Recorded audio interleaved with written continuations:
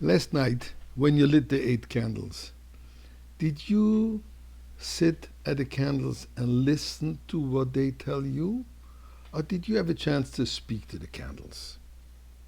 I'll tell you soon what I did. But before this, let us together recite the chapter 100 in Tehillim to thank God for the opportunity of the Yontiv of Chanukah and for the miracles by Yomim Mohem, then Bisman Hazeh, that are happening today. With our prayer, Nu Ebishter, Genug Shoin. So Mizmor L'Sayador V'Dor Emunasoi, and let us give some tzedakah. And let me tell you what I did. You know, on the first night of Chanukah, I told you that for a half hour while we're sitting and watching the menorah burning, those lights, those flames, we sit around with the family and we listen to the story, to the messages, to the encouragement of what those candles share with us. So we heard that we must spread the light of Chanukah, of Judaism and the Torah. That a little bit of light dispels a lot of darkness. We heard that oil doesn't mix with any other liquid. Not only doesn't it mix, but it always floats above. And we are compared to oil.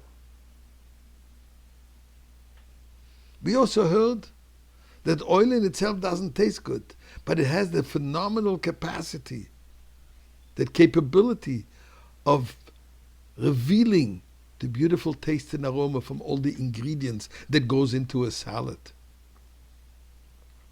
We also heard the painful reality that to get pure olive oil, the olive oil must be crushed. We heard that we have to be like the shamash. The shamash is taller. Although he's just a servant, but he serves to bring light. To light all those extinguished wicks that are waiting to be lit. And we also heard that we cannot give up, we must wait till late at night as long as the last straggler is still living in darkness, we must bring him the light. We heard that 2,000 years Jews lit those menorahs under all circumstances, in happy times as in challenging times. They lit it in the basement, deep basements, hidden during the time of the Inquisition. They lit it in the ghettos. They lit it in the concentration camps. They lit it in the outdoor Stalin camp of Siberia. We heard, we listened, we reflected, we internalized, and we committed to continue to light these candles and the messages. But last night, as I lit the final 8 candles, I didn't listen. I spoke to the candles. And I'll share with you what I said to these candles. And I said to the candles, little flames, I said, you represent faith, stubbornness, infinity, resilience, endurance.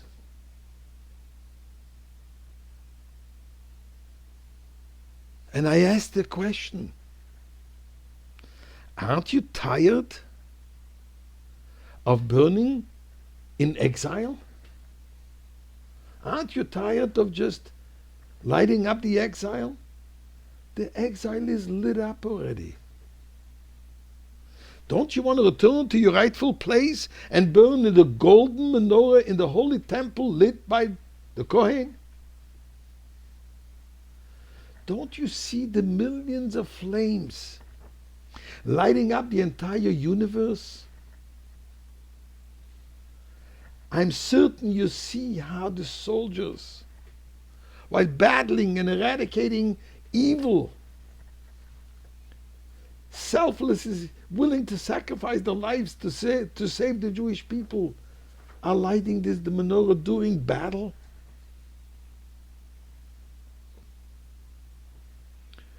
Don't you see the holy tears flowing from the fresh orphans and widows, mixing with your oil and giving a different flame? So I ask you, on behalf of everyone, little flame, while you ascend upon high, demand and reclaim your right and well-deserved place in the Holy Beis HaMikdash to be lit by Moshiach, and you will be burning eternally.